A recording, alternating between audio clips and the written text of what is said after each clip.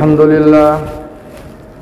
لله نحمده ونستعينه ونستغفره ونؤمن به ونتوكل عليه ونعوذ بالله من شرور أنفسنا ومن سيئات أعمالنا من يهده الله فلا مضل له ومن يضلله فلا هادي له ونشهد أن لا إله إلا الله وحده لا شريك له ونشهد أن سيدنا وسندنا ومولانا محمد وبارك وسلم أما بعد فأعوذ بالله من الشيطان الرجيم بسم الله الرحمن الرحيم يا أيها الذين آمنوا كتب عليكم الصيام كما كتب على الذين من قبلكم لعلكم تتقون صدق الله مولانا العظيم وصدق رسوله النبي الكريم ونحن على ذلك لمن الشاهدين والشاكرين سبحانك لا علم لنا إلا ما علمتنا إنك أنت العليم الحكيم رب اشرح لي صدري ويسر لي أمري واحلل عقدة من لساني يفقه قولي رب زدني علما رب زدني علما اللهم أيدني بروح القدس اللهم أيدني بروح القدس اللهم أيدني بروح القدس. محترم حاضرین، بزرگان محترم، عزیزان گرامی، دور و دراز سے ہمارے تشریف لائے ہوئے دینی بھائیوں، بزرگوں اور دوستوں، اللہ پاک کا ہم اور آپ جتنا شکر ادا کرے وہ کم ہے، اس لیے کہ ہم اور آپ اتنے خوش نصیب ہے. اس خوش نصیبی کا ہم اور آپ کوئی بدل نہیں دے سکتے، اور خوش نصیب اس لیے ہے کہ اللہ پاک نے ہمیں دوبارہ ہماری زندگی میں رمضان جیسا مقدس مہینہ نصیب فرمایا. اس سے بڑھ کر ہمارے لیے اور کوئی خوش بختی اور خوش قسمتی نہیں ہو سکتی. انسان جب کسی لائن میں ہوتا ہے، کسی بزنس میں، کسی تجارت میں، تو وہ اس تجارت اور اس بزنس کے سیزن کا انتظار کرتا ہے کہ جب سیزن آئے گا تو ہم کمائیں گے، خوب کمائیں گے. ناظرین، ایک مومن کی سب سے بڑی تجارت اگر کوئی ہے تو وہ ایمان کی ہے، جس ایمان کو اللہ تعالیٰ نے ہمارے جان اور مال کے بدلے اللہ نے خرید لیا ہے. اس سے بڑھ کر اور کوئی تجارت نہیں ہے. نیکیوں کا یہ موسم، یہ رمضان المبارک کا مہینہ جو اللہ نے ہمیں نصیب فرمایا ہے،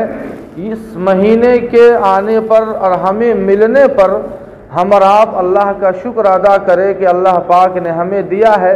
اور ہم دعا کریں کہ اللہ پاک ہمیں اس مہینے کی قدردانی نصیب فرمائے. ورنہ آپ دیکھیے، آپ کے سامنے، آپ کے ساتھ، آپ کے بچپن کے، ہمارے اور آپ کے لنگوٹیا یار، دوست یار، رشتہ دار، احباب، پڑوسی میں رہنے والے بہت سارے آپ کو ایسے ملیں گے جو پچھلے رمضان میں تھے لیکن اس بار نہیں ہیں، اس لیے کہ ان کی زندگی میں یہ رمضان نصیب نہیں تھا انہیں، اللہ پاک نے انہیں اٹھا لیا. لیکن ہم اور آپ خوش نصیب ہے کہ اللہ نے ہمیں یہ مہینہ، رمضان کا مہینہ نصیب فرمایا ہے، چاہے جس حالت ہی میں صحیح، لیکن اللہ نے ہمیں دیا ہے، ہم اور آپ اس کی قدر کریں. ناظرین، اللہ کے نبی صلی اللہ علیہ وسلم کی حدیث سے اللہ کے نبی فرماتے ہیں، انزل الناس منازلہم، تمہارا مہمان جس حیثیت کا ہے تو مہمان کی مہمان نوازی اسی اعتبار سے ہوتی ہے. ہمارے اور آپ کے سماج میں جب مہمان آتا ہے ہمارے یہاں تو ہم خوب اس کی خاطر تواضع کرتے ہیں، اور جس لیول کا جو مہمان ہوتا ہے اس مہمان کے ساتھ ویسا ویوہار کرتے ہیں، اور اس طرح کی مہمان نوازی اور ضیافت کرتے ہیں اس مہمان کی. یہ عام اصول ہمارا اور آپ کے سماج کا ہے، اور ہمارے سماج اور معاشرے میں جو سب سے اہم مہمان جسے سمجھا جاتا ہے، سب سے معزز اور سب سے مکرم جسے مہمان سمجھا جاتا ہے، یہ میرے خیال سے ہر ایک کا خیال اپنا اپنا الگ ہے۔ ایک داماد ہوتا ہے جو سماج کا سب سے معزز مہمان ہوتا ہے، سب سے معزز مہمان ہوتا ہے، جس کی اتنی آہو بھگت ہوتی ہے کہ گھر کا پورا عملہ اس کی خدمت میں لگا ہوتا ہے، اور ہر انسان کی، فرد کی یہ کوشش ہوتی ہے کہ داماد جی کو کسی طرح سے تکلیف نہ ہو، اس لیے کہ داماد جی بہت دنوں کے بعد، سالوں کے بعد آتے ہیں، اور اس کی قدردانی یہ ہوتی ہے۔ حاضرین، یہ تو ہمارے اور آپ کے مہمان کا حال ہے کہ ہم اور آپ اپنے مہمانوں کے ساتھ یہ حشر کرتے ہیں کہ ہم جان اور مال ساری چیزوں کو نچھاور کر دیتے ہیں۔ اللہ کے نبی صلی اللہ علیہ وسلم کی حدیث آپ نے سنی ہوگی، فرماتے ہیں شعبان شہری و رمضان شہر اللہ، کہ رمضان تو یہ اللہ کا مہینہ ہے، یہ رمضان یہ اللہ کی طرف سے عطا کردہ یہ مہمان ہے، یہ اللہ کی طرف سے آیا ہوا مہمان ہے، اور یہ سال میں ایک بار آتا ہے۔ ہم اور آپ اپنے مہمانوں کی مہمان نوازی اچھے کھانوں سے کرتے ہیں، اچھے کھان پان سے، اچھے بسترے سے کرتے ہیں، یا جو بھی استراحت اور آرام کے آلات ہو سکتے ہیں تمام کی تمام چیزیں ہم مہیا کر دیتے ہیں۔ لیکن ناظرین، یہ اللہ کا مہمان جو سال میں ایک مرتبہ آتا ہے، جو رمضان کی شکل میں آتا ہے، جو ایک مہینہ رہ کر چلا جاتا ہے، اس مہمان کی قدردانی اچھے کھانوں سے نہیں، اچھے پان سے نہیں، اچھے پینے سے نہیں، اچھے کپڑے یا لتے سے نہیں، یا اسی طرح اچھی قسم کی غذاؤں سے نہیں، بلکہ اس مہمان کی مہمان نوازی اور قدردانی اسی وقت ہوگی جب ہم اور آپ اس مہمان کی حیثیت کے اعتبار سے قدر کریں۔ اور اس کی حیثیت کا مقام اور مرتبہ کیا ہے کہ ہم اور آپ اس مہمان اس رمضان کے مہینے میں جتنا ہو سکے ہم نمازوں کا اہتمام کریں، تراویح کا اہتمام کریں، روزوں کا اہتمام کرے، اور اس کے علاوہ صدقہ اور خیرات کا اہتمام کرے۔ یہ بات الگ ہے کہ اللہ پاک اس مبارک اور عظیم مہینے کے صدقے میں اللہ اپنے بندوں کو وہ نعمتیں کھلاتا ہے اور وہ نعمتیں دیتا ہے کہ انسان اور مہینے میں چاہ کر بھی نہیں کھا پاتا ہے۔ آپ اندازہ کیجئے، اور مہینوں میں انسان چاہے کسی حیثیت کا وہ مالک کیوں نہ ہو، لیکن رمضان کے مہینے میں انسان اللہ کی جتنی نعمتیں برت لیتا اور کھا اور استعمال کر لیتا ہے، اور مہینوں میں اسے نصیب نہیں ہوتی ہے۔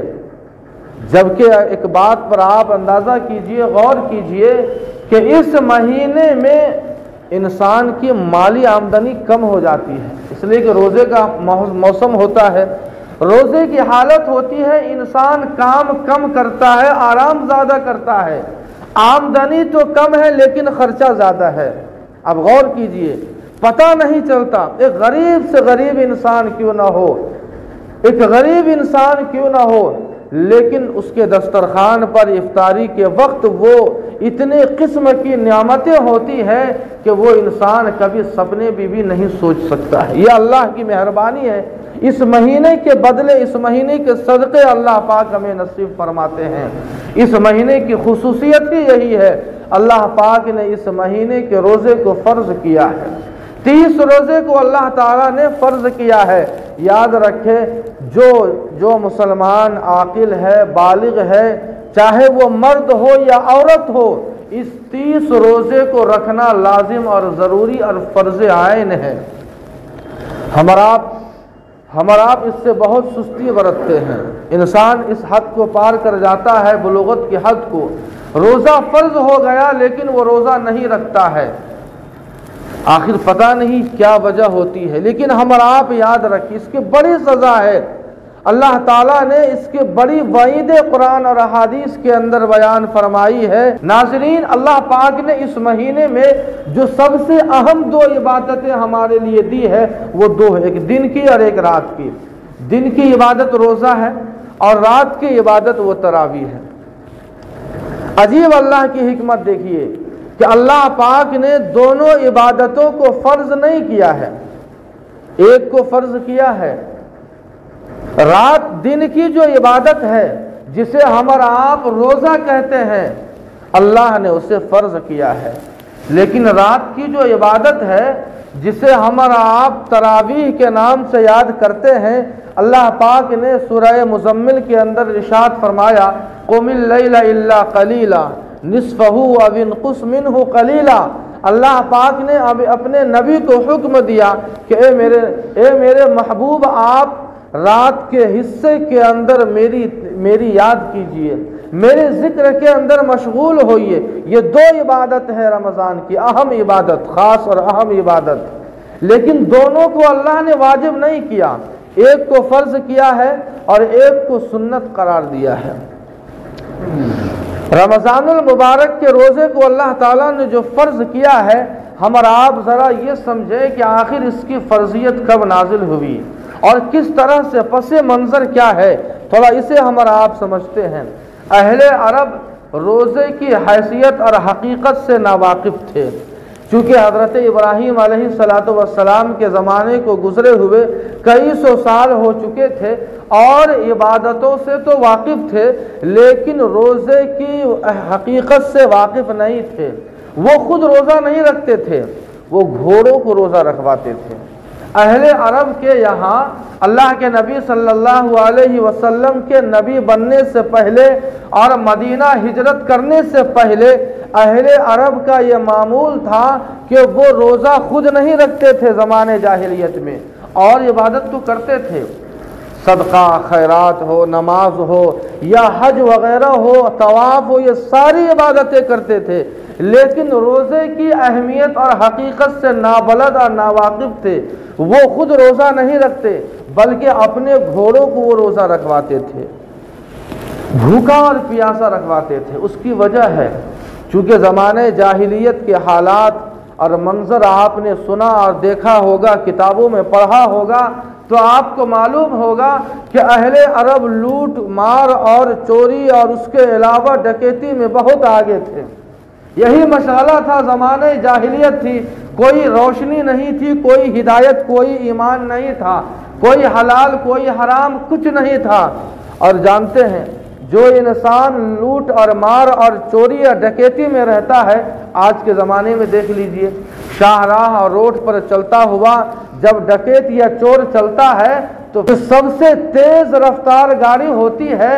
وہ استعمال کرتا ہے۔ وہ جانتا ہے کہ جب ہم کسی انسان کی کوئی چیز کو چھینیں گے اور اسے ہتھیائیں گے تو ہمارے پاس وہ سواری ہو کہ ہم ہواؤں سے بات کریں، اس لیے اپاچی اور نہ جانے کس طرح کی گاڑیاں ان کے پاس ہوتی ہیں۔ اہل عرب چونکہ خود روزہ نہیں رکھتے، وہ گھوڑوں کو روزہ رکھواتے تھے، اور اس کی وجہ یہ تھی کہ اس زمانے میں جو سواری کے طور پر استعمال کرتے اہل عرب، وہ گھوڑے کو استعمال کرتے، اور جب گھوڑے کو روزہ رکھواتے، پیاسا بھوکا اور پیاسا جب گھوڑا ہوتا ہے تو چونکہ گھوڑا ایسا جانور ہے جو بالکل آج سخت ہوتا ہے، اور اسے جب بھوکا اور پیاسا رکھا جائے تو وہ اور اس کا مزاج سخت ہو جاتا ہے، اور جب اس گھوڑے کو چوری یا ڈکیتی میں استعمال کیا جاتا تو وہ ترنت اس چیز کو لے کر اور گھوڑے کو ایڑ لگاتے ہوئے وہ بھاگ جاتے۔ یہ گھوڑے کو روزہ رکھوایا کرتے تھے۔ لیکن جب اللہ کے نبی صلی اللہ علیہ وسلم اس دنیا میں تشریف لائے اور مکہ کی زندگی گزر گئی، اور اس کے بعد جب مکہ کی زندگی گزارنے کے بعد جب اللہ کے نبی صلی اللہ علیہ وسلم جب مدینہ تشریف لاتے ہیں تو مدینہ تشریف لانے کے بعد اب تک روزے کا حکم نازل نہیں ہوا تھا۔ اب جب اللہ کے نبی صلی اللہ علیہ وسلم نے یہودیوں کو دیکھا کہ عاشورے کا روزہ رکھتے ہیں تو اللہ کے نبی نے پوچھا کہ عاشورے کا روزہ تم کیوں رکھتے ہو؟ 10 محرم کا روزہ جو ہم آپ بھی رکھتے ہیں۔ تو ان یہودیوں نے کہا کہ اس کے پیچھے حقیقت یہ ہے کہ یہی وہ دن ہے، یعنی 10 محرم کا عاشورے کا وہ دن ہے جس دن اللہ تعالیٰ نے ہمارے نبی حضرت موسیٰ کو فرعون اور فرعونیوں سے اور ان کے ظلم و جور سے اللہ نے نجات عطا فرمائی تھی، اور فرعون اور فرعونیوں کو سمندر کے اندر غرق کیا تھا۔ پوری تاریخ اور کہانی اور واقعہ ہمیں یاد ہے۔ حاضرین، تو یہودیوں نے کہا کہ ہم اسی شکرانے میں ہم یہ روزہ رکھتے ہیں۔ اللہ کے نبی صلی اللہ علیہ وسلم نے ارشاد فرمایا اپنے صحابہ سے کہ حضرت موسیٰ جتنا لائق احترام یہودیوں کے لیے ہے اس سے کہیں زیادہ ہمارے لیے ہے۔ چنانچہ اللہ کے نبی صلی اللہ علیہ وسلم اور صحابہ کرام شروع ایام میں وہ 2 روزے رکھا کرتے تھے۔ عاشورے کا اس 10 کا روزہ اس میں 1 ملایا کرتے تھے، چاہے 9 ملا دیا جاتا یا 11 ملا دیا جاتا۔ اس طرح سے یہی روزہ شروع میں فرض تھا۔ اس کے بعد ایام 20 کا روزہ اللہ تعالیٰ نے حکم دیا، 13، 14 اور 15، جو حضرت آدم علیہ السلام کی شریعت کے اندر روزہ تھا، وہ ایام 20 کا روزہ رکھا کرتے تھے۔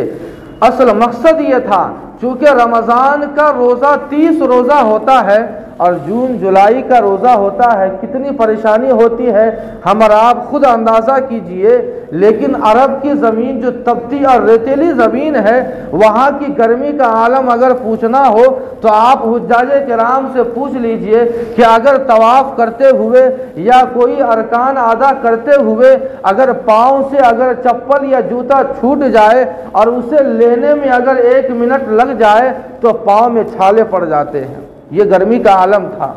گرمی کا یہ عالم ہے وہاں پر۔ تو اللہ تعالیٰ نے ڈائریکٹ 30 روزے کا حکم نہیں دیا، بلکہ اللہ تعالیٰ نے پہلے عادت بنوایا، پریکٹس تھوڑا سا کہ کچھ عادت بن جائے، بھوک اور پیاس برداشت کرنے کی کچھ عادت بن جائے۔ اسی لیے